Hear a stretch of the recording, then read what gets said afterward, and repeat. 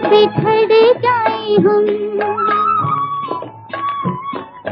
रहना मेरे संग हरदम, ऐसा न हो कि बिछड़ जाए हम। घूमना है हमको दूर की दिशाओं में, चलो चले माँ सपनों के गाँव में, कांटों से दूर कहीं फूलों की छाँव में, चलो चले माँ।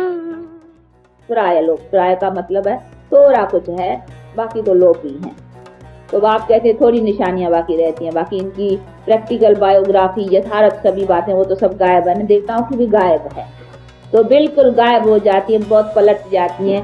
प्रैक्टिकल तो रहता ही नहीं है, परंतु जिन्हों को भी याद करते हैं उनकी भी जीवन का पूरा पता नहीं रहता है। इसी को कहा जाता है प्राय लोक, खाली नाम मात्र चित्र है बस। चित्र भी कोई ओरिजिनल तो नहीं है।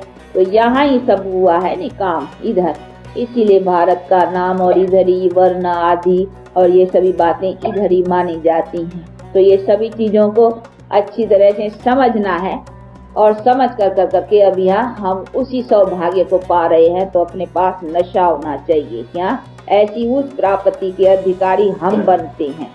तो देखो ये सौभाग्य है नहीं ऊंचा, तो अपने में उसका शुद्ध नशा कि हम ऐसे बेहद बाप के हक को हम ही पाने वाले हैं।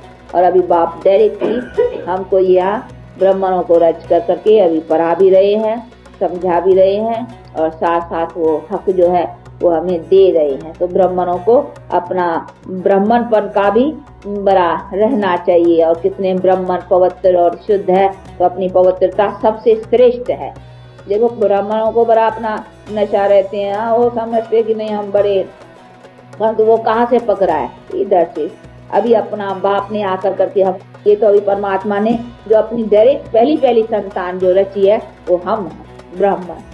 तो पहली संतान को नशा होना चाहिए, तो हम डायरेक्ट परमात्मा की पैदाश है एकदम।